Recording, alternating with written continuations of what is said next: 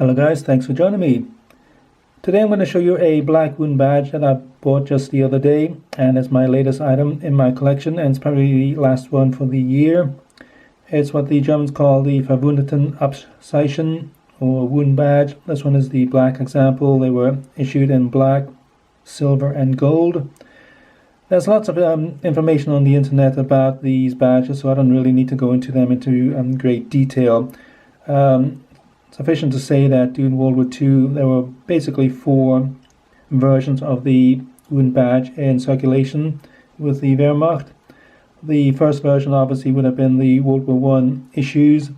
They would have been worn by World War I vets. There was a second issue that came out in 1936, which is very similar to the World War I version except for a swastika on the helmet, and that was issued to German volunteers in the Spanish Civil War. They had quite a few of them left over after the Civil War. There were only about 182 of them issued to German volunteers, and the rest were issued in the early stages of World War II.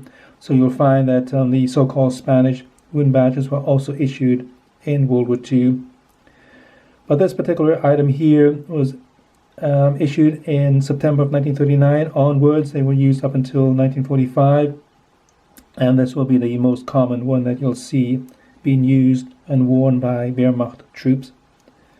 And it was a rarer version, the 20th of July 1944 version, which was issued to officers and soldiers who were involved in the bombings against Adolf Hitler in July of 44, and that was slightly different. It had a facsimile signature of Adolf Hitler's on it, and also a date on the bottom, and that is quite a rare one to find. Anyhow, this is the one that I bought just recently. It's probably a mid-war production badge. All the badges I mentioned came in 3 classes: black, silver and gold. And as I say, this is the black one. It would have been issued to soldiers who received 1 or 2 wounds. The silver one was usually issued after 3 or 4 wounds, with the gold after 5 and above. The silver ones could be issued as a first item depending on severity of the injury or disability of the soldier, likewise with the gold. So for example, if the soldier had his legs amputated or ended up being blind, he would have been issued a gold one, obviously, instead of the black one here. The very first ones in World War II were pressed brass. So all 3 classes were pressed brass to begin with. From 1942 onwards, they started pressing the black ones with steel. So as you can see, it's a hollow back, as they call it, and this is the steel version. And they also stopped pressing the silver and gold in brass. Instead, they started using tombac or zinc, which is that particular one here. And they've got a the back is solid. As you can see, it's a solid molding. This particular one here is marked 65, and that is the maker mark for Klein and Quinzer. The early ones tended not to be marked. From 1942 onwards, they tended to mark them more and more. Anyhow, this is the one that I bought just a little while ago, and as you can see, it has quite a thick coating of black paint on it. The silver and gold ones tended to be washes on them, so that you had more detail on them. So the paint really kind of hides all the detail. I've got another one here. As you can see, this one is also a black one. Again, it's a mid-war production onward. This one is pressed steel as well. Neither of them are maker marked here, but you can see the paint here on this particular one has worn off, and you can see a lot more detail around the laurel wreath, for example, and the sword detail. The handles of the sword, for example, you can see a lot more detail after the paint has come off. I know a lot of people prefer collecting the more cleaner versions, I guess, the ones that don't show a lot of wear and tear. I'm the other way around. I actually prefer my badges to have some wear and tear to them. So I do like the one here. It has quite a nice patina on it. So So I'm just going to move these aside here. And as I say, I've got one silver badge here. I don't have a gold version or any of the First World War versions or anything like that. But I do like that particular one here. You can see all the dirt on it. It has all the original dirt on it, especially on the back here where it's been kind of gathering on the back of the badge while it was being worn. And you can see with the rain, it's streaked the dirt down, so water's come down. And it made it, I think it gives it a little bit more character anyhow. And that's quite a nice version here. It has all the silver on it. You'll find that a lot of the silver and gold ones, the wash wears off and you end up with a kind of a greyish tone. But this one here is nice and, well, it's not clean, but it has all the silver on it. And you can see because it's a silver wash as opposed to paint, you got a lot more detail on these silver ones and the golden ones. So anyhow, I bought that particular one here for a reason, and I'll go over that next.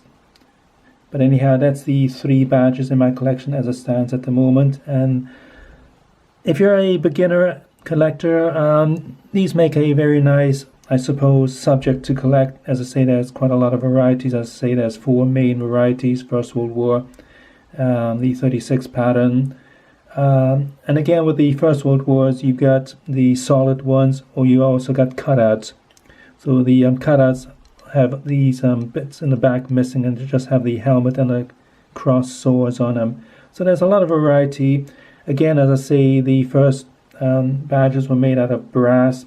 After that, they were made out of zinc or steel. So again, a lot of variety for collectors to hunt down. Anyhow, this is what I've got at the moment, and I'll go over a couple of other things just now next, so just wait a minute. So going on to the issuing of the wound badge. Once the soldier has been issued the wound badge, it would be marked down in his salt book, and as you can see, I've got a salt book here, and the soldier had a wound badge issued to him in April of 1945, and you just basically have the information on the page here, page 22 of the salt book. And in this case here we have the Verwundetenabzeichen in Schwarz, and it gave the issuing doctor's signature and the company that the soldier was basically being treated at. So that's what you would find in a typical salt book. So when I bought the badge, this one here, it came with a what's called a Besitzzeugnis. So that's the piece of paper that would have been issued to the soldier on receiving one of these badges, and it would have been kept in the back of the salt book. There's a little pocket in the back here, and most soldiers would have kept it in there. And this particular one here, as you can see, has been folded, so it would have been kept at somebody's salt book at some point. I bought the 2 together from my dealer, but there's no I have no provenance of the items, whether the 2 of them actually are together, whether they all came from the same soldier. I doubt it myself. I think it's just 2 items put together into one lot to be sold. But I'm happy enough with the certificate. So as it says here, Besitzzeugnis dem Gefreiten Otto Eggert. He was a member of the 8. Artillerieregiment 96, ist aufgrund seiner am 24.07.42 bei Sevastopol erlittenen einmaligen Verwundung, Beschädigung das Verwundetenabzeichen in Schwarz verliehen worden. And that gives the signature of the chief doctor that issued the badge. So basically what it means is Besitzzeugnis is, I suppose the closest English translation would be certificate of ownership. And that gives the name. So Gefreiter is a Lance Corporal. Otto Eggert is the soldier's name who received the wound badge. At the time he was a member of the Artillery Regiment 96, and that 8th is basically the 8th battery of the regiment. So a typical artillery regiment of the period would have had 3 battalions. Each battalion would have had, I think, 3 batteries. So obviously the 8th is the 3rd Battalion, and he would have been the 8th Company. Interestingly, the Artillery Regiment 96, they were part of the so-called 44th Infantry Division. They were named after the Hoch- und Deutschmeister. They were basically Austrians. It's a Austrian Wehrmacht division, and they were recruited in the Vienna area. And Otto Eggert is a Austrian name.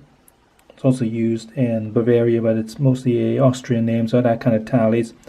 So as I say, that they were part of the 44th Infantry Division, and they took the old, I guess you could call it the Austrian-Hungarian Hoch- und Deutschmeister name to the division. It said he was wounded on the 24th of July 1942 by Sevastopol, means near Sevastopol. Sevastopol is in the Crimea,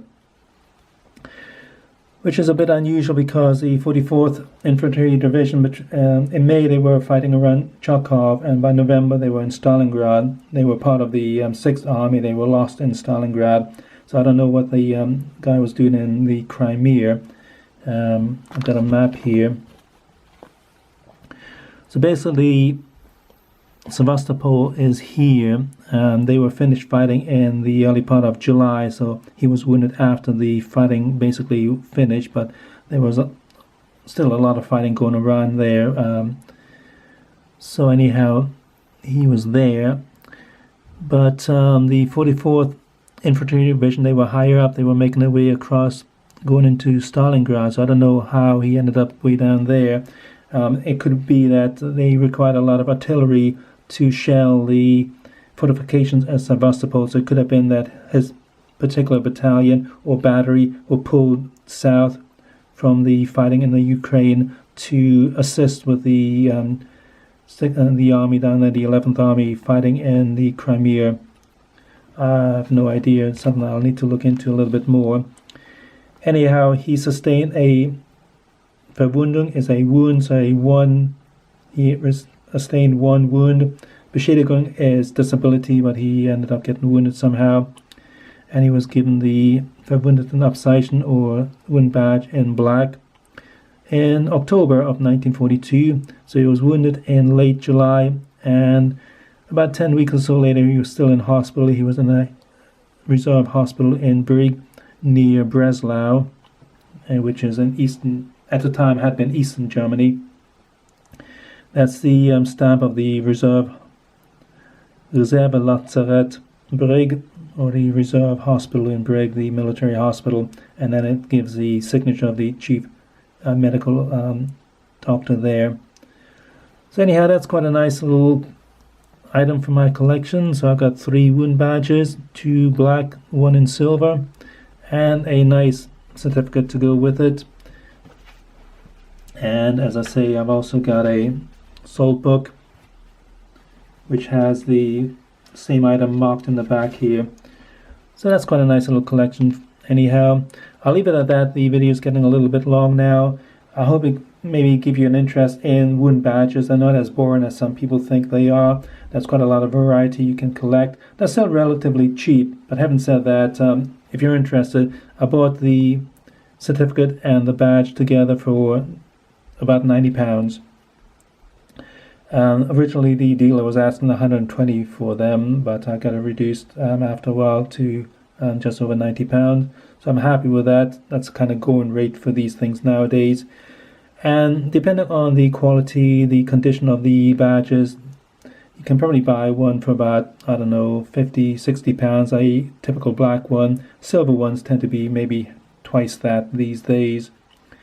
I certainly would go for the ones with the patina. I know a lot of people like the basically unissued or very clean items, but I prefer a little bit of history to go with my badge. As you can see, these 2 examples here are quite nice. Anyhow, I'll leave it at that. Hope you enjoyed that video, and as always, thanks for watching, and bye for now.